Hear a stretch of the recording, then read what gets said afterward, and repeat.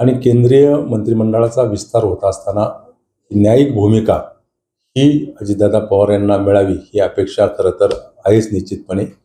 परंतु या सगळ्या घडामोडीमध्ये परिवाराशी देखील एक वाईटपणा, रोष माननीय अजितदादांनी या सगळ्या घडामोडीमध्ये घेतला आहे आणि आपण ते नाकारून चालणार नाही. आणि म्हणून या भारतीय जनता पक्षाचे NDAचे घटक पक्ष म्हणून अजितदादाला देखील न्यायिक भूमिका मिळावी ही रास्त अपेक्षा आहे. काल मंत्रिपदाची शपथविधी या ठिकाणी झालेला आहे, परंतु महायुती पूर्वीपासूनची जर बघायला गेलं तर बराचसे कॅबिनेट मंत्रीपद आतापर्यंत शिवसेना गेलेले आहे. आता शिवसेनेत फूट पडली आहे, मात्र खरी शिवसेना तुमची असा तुम्ही दावा करताय, तरीही तुम्हाला केवळ एक राज्यमंत्रीपद दिले. समाधानी आहे आपल्या सगळ्या पक्षाच्या वतीने? खरं तर या बाबतीमध्ये बोलायचं झालं तर काल जो मोदींच्या नेतृत्वाखाली मंत्रिमंडळाचा शपथविधी पार पडला. या शपथविधीमध्ये शिवसेना पक्षाला आम्ही अपेक्षा करत होतो की शिवसेना पक्षाला कॅबिनेट मंत्रिपद मिळेल, परंतु ज्या पक्षाचा एक खासदार निवडून आला त्या पक्षाला कॅबिनेट मंत्रिपद देण्यात आलं. प्रामुख्यानं HD कुमारस्वामी कर्नाटकचे यांचे 2 खासदार निवडून आले, त्यांना कॅबिनेट मंत्रिपद देण्यात आलं. जितन राम माझी हे बिहारमधून निवडून आले, स्वतः एकटे निवडून आले, त्यांना कॅबिनेट मंत्रिपद देण्यात आलं. त्याचबरोबर चिराग पासवान यांचे 5 खासदार निवडून आलेले आहेत बिहारमधून आणि त्यांना कॅबिनेट मंत्रिपद देण्यात आलं. खरं तर शिवसेना पक्षाचे 7 खासदार आले. एकूणच महाराष्ट्रामध्ये भारतीय जनता पक्षाने 28 जागा लढवल्या, शिवसेनेने 15 जागा लढवल्या. 28 जागेमध्ये भारतीय जनता पक्षाचे 9 खासदार निवडून आले आणि शिवसेनेचे 7 खासदार निवडून आले. आमची अपेक्षा होती की शिवसेना पक्षाला एक कॅबिनेट मंत्री आणि एक राज्यमंत्रीपद मिळेल अशी अपेक्षा होती. परंतु खरं तर शिवसेना पक्ष भारतीय जनता पक्षाचा अतिशय जुना साथी म्हणून शिवसेनेकडे पाहिलं जातं. परंतु केंद्रामध्ये भारतीय जनता पक्षाने खरं तर कॅबिनेट मंत्रिपद द्यायला पाहिजे ही आमची अपेक्षा होती. परंतु ह्या सगळ्या घडामोडीचा विचार करता आपण जर विचार केला की TDPचे त्याचबरोबर बिहारमधले नितीश कुमारचे चंद्राबाबू नायडू, नितीश कुमार आणि शिवसेना, चंद्राबाबू नायडूचे 16 खासदार निवडून आले, नितीश कुमारचे 12 खासदार निवडून आले आणि त्या खाली तिसरा पक्ष सर्वाधिक मोठा पक्ष म्हणून शिवसेना पक्षाचे 7 खासदार आले.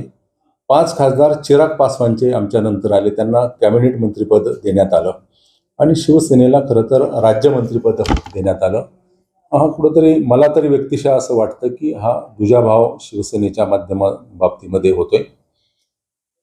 खरं तर भारतीय जनता पक्षाकडून तो न्यायिक भूमिका शिवसेनेला दिली पाहिजे, कारण 3 महिन्यामध्ये विधानसभेच्या निवडणुका येतात आणि विधानसभेला एकत्रपणे सामोरं जात असताना या सगळ्या बाबतीचा विचार करून भारतीय जनता पक्षाने शिवसेना पक्षाला न्यायिक भूमिका देण्याची आवश्यकता होती. कारण माननीय एकनाथजी शिंदे साहेब यांच्या नेतृत्वाखाली शिवसेना पक्षाने मोठी भूमिका राज्यामध्ये घेतली आणि सत्ता परिवर्तन भारतीय जनता पक्षाला करून दाखवलं.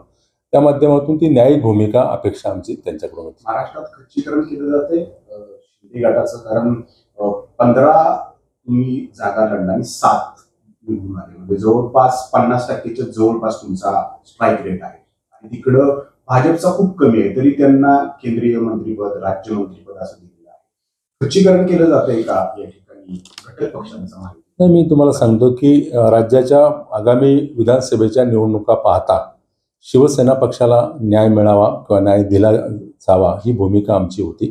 त्यामुळे एक कॅबिनेट आणि एक राज्यमंत्री तर दिलंच पाहिजे होतं. परंतु बघा, इतक्या मोठ्या जवळपास भारतीय जनता पक्षाच्या नेतृत्वाखाली देशामध्ये पंतप्रधान सन्माननीय नरेंद्र मोदीजींच्या नेतृत्वाखाली सरकार आल्या असताना जवळपास या सरकारमध्ये 61 मंत्री भारतीय जनता पक्षाचे, घटक पक्षाचे 11 मंत्री आहेत.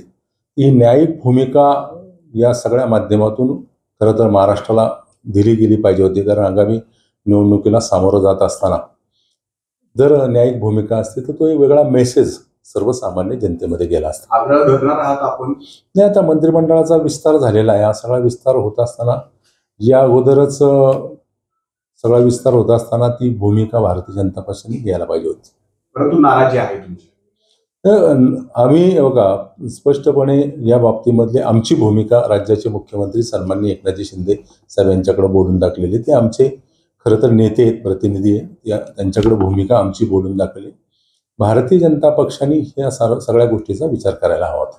सगळ्याच खासदारांनी अशी भूमिका मुख्यमंत्र्यांकडे मांडली. आमची बैठकीतच ती भूमिका आम्ही मांडली की ही न्यायिक भूमिका मिळावी या दृष्टिकोनातून आम्ही चर्चेनंतर ते बोललेलो आहे.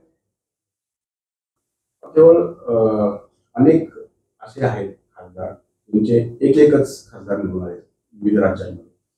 तसंच एक खासदार आपल्या इथं अजित पवार गटाला आपण त्यांनाही या ठिकाणी पद दिलं नाही. त्यांच्यावरती न्यायिक भूमिका त्यांची झालेली नाही. देशामध्ये स्थित्यंतर होत असताना माननीय अजितदादा पवार यांनी फार मोठी भूमिका खरं तर घेतली भारतीय जनता पक्षाच्या बरोबर जाण्याची. आणि केंद्रीय मंत्रिमंडळाचा विस्तार होत असताना न्यायिक भूमिका ही अजितदादा पवार यांना मिळावी ही अपेक्षा खरं तर आहेच निश्चितपणे. परंतु या सगळ्या घडामोडीमध्ये परिवाराशी देखील एक वाईटपणा, रोष माननीय अजितदादांनी या सगळ्या घडामोडीमध्ये घेतला आहे आणि आपण ते नाकारून चालणार नाही. आणि म्हणून या भारतीय जनता पक्षाचे NDAचे घटक पक्ष म्हणून अजितदादाला देखील न्यायिक भूमिका मिळावी ही रास्त अपेक्षा आहे. तर महाराष्ट्रातून बरेचसे खासदार या ठिकाणी नितीन गडकरी आणि रक्षा खडसे यांचं नाव आणखी एक नाव त्यामध्ये यायला हवं होतं उदयनराजेंचं. कारण राजेंचे छत्रपती शिवाजी महाराजांचे एक वंशज मानले जातात. त्यांना घेतलं असतं तर आणखी एक मजबूत झालं असतं. महाराष्ट्रामध्ये एक मेसेज गेला असता ज्या पद्धतीने मराठा समाजाकडे मानलं जातं. आंदोलनाचा विषय आहे. मी तुम्हाला सांगतो की भारतीय जनता पक्षाने कुणाला मंत्री करावं हा त्यांचा पक्षाचा अंतर्गत विषय. परंतु छत्रपती शिवाजी महाराजांच्या गादीला न्याय मिळावा ही भूमिका राज्यातील जनतेची निश्चितपणे. छत्रपती उदयनराजे भोसले हे मला वाटतं तिसऱ्यांदा खासदार होतात आणि ते सिनियर पण आहे. आणि छत्रपतीच्या गादीला जर मान मिळाला असता तर नक्कीच महाराष्ट्राच्या जनतेला एक अभिमान वाटला असता. विचार करतील भाजपवाले असं वाटतं तुम्हाला? कारण 4 महिन्यावरतीच विधानसभा निवडणूक. भारतीय जनता पक्षाचा अंतर्गत तो विषय खरं तर कोणाला मंत्रिपद द्यावं.